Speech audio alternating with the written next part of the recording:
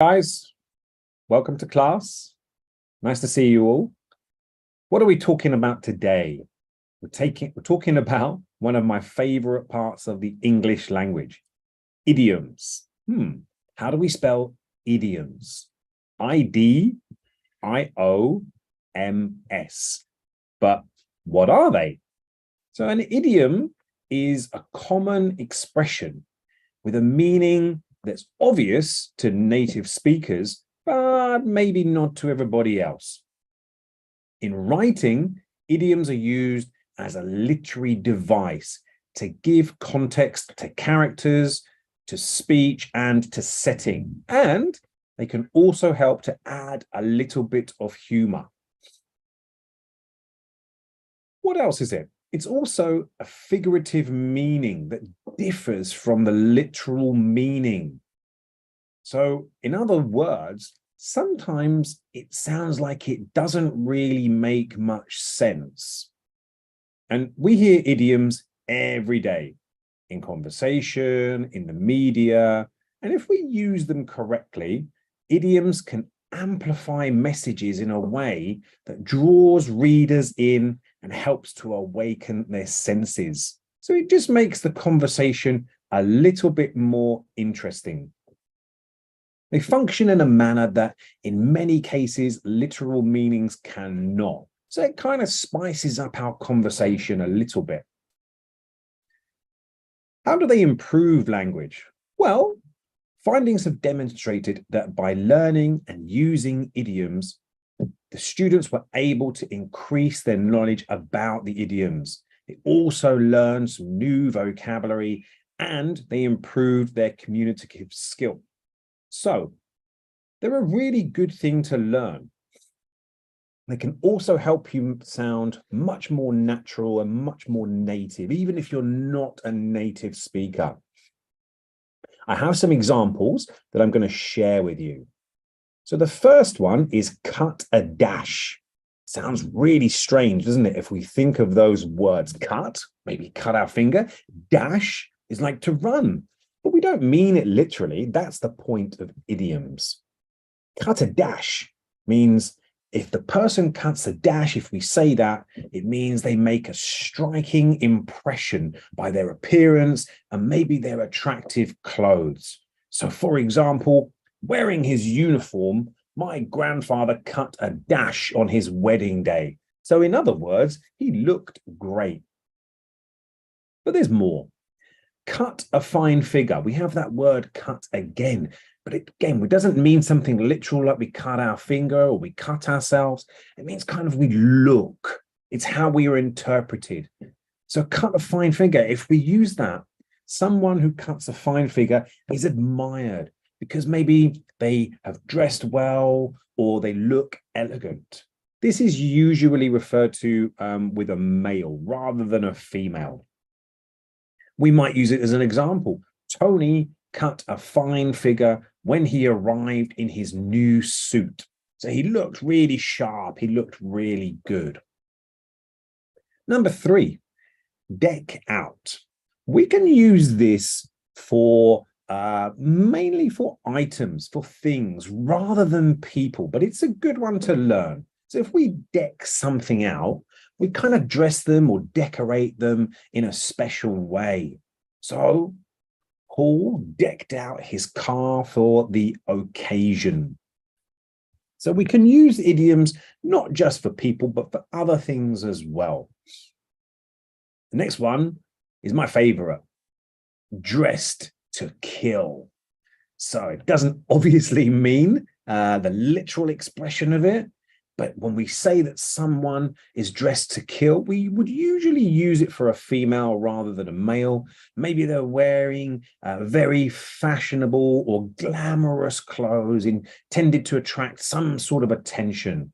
So she arrived at the party dressed to kill. So she wasn't wearing something every day, like an office suit. She's wearing something really smart and really cool, very eye-catching.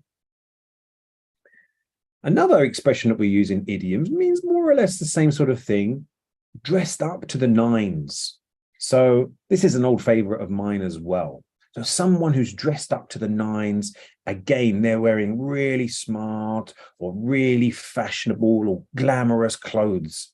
So Caroline went to the wedding. She dressed up to the nines. So it means that we look really good, really smart. But we can use idioms as well to say that perhaps someone doesn't look too good. So here's one, down at heel, which is quite a bizarre way of explaining someone. We're talking about heel, which is the part of our foot that's at the back of our foot. But we're not talking about feet here. We're still talking about an appearance. So when we say down at heel, a person who is down at heel is someone whose appearance is maybe untidy or neglected. Maybe they don't have very much money, or maybe they just don't care how they look. They're not taking any pride in their appearance. Here's an example. The down at heel student I first met became a successful writer. So maybe it means that we didn't have very much money. Easy on the eyes. This is quite easy to understand. If we're saying that someone looks good, they're easy on the eyes, it means that they're very pleasant to look at. So we might say someone who is easy on the eyes is attractive or good looking or beautiful, gorgeous or handsome. We might use it as an example. So all Jack had to say about the new recruit was that she was easy on the eyes. So we're saying that the woman was very good looking. We might also use it for someone who says or gives us the impression that maybe they're not very happy, that maybe that they're angry, or maybe that they're miserable. And we might use this one. I love this one. A face like a bulldog chewing a wasp. Of course, we can't take the literal meaning of that. Bulldogs don't chew wasps. But to say that someone has a face like a bulldog chewing a wasp means that maybe we find them very unattractive because of the screwed up expression on their face. So we might use it as an example. Not only was he rude, but he had a face like a bulldog chewing a wasp. So he looked very annoyed, very angry, very miserable. His face was all contorted. So it may not necessarily be us saying that we don't think the person is very good looking. We might just say that the look on their face at that moment is like a bulldog chewing a wasp. But what about if we think that someone is not very attractive? Here's another favorite. A face only a mother could love. I think that's a brilliant idiom because it's quite easy to understand as well. So if we're talking about the face, we are literally talking about the face, and only a mother could love because mothers have unconditional love and they don't care what your face looks like. They will love you.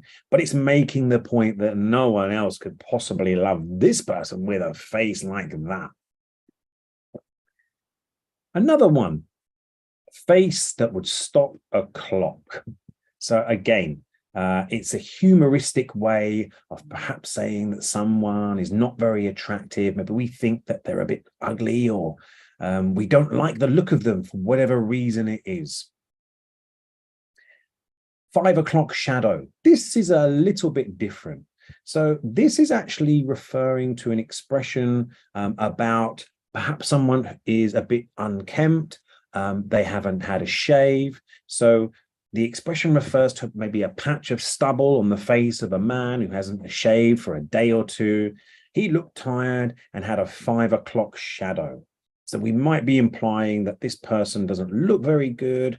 They haven't taken care of themselves by shaving, and they have a 5 o'clock shadow. So these are some really interesting idioms, and we can use them to create a little bit of interest in our conversations, or indeed if we're writing, we can use them as literary devices. It helps us if we're trying to be a bit creative, to spice up our stories, if we're talking or even if we're writing. And it can also make things a little bit funny as well. So these are not meant to be insults or hurtful for people, but we might say it as a joke. Oh, yeah, he has a face that only a mother could love. Or she had a face like a bulldog chewing a wasp. It's not meant to be malicious or nasty, but these are funny ways or funny idioms that we can inject a little bit of humor into a conversation. As native speakers, we probably use them and we don't even realize it. But they're brilliant things to learn. They will increase your vocabulary. And also as well, when you're investigating them, you may end up learning some new vocabulary as well. So it's a good thing to learn. Okay, that's it for today, guys. Thanks very much.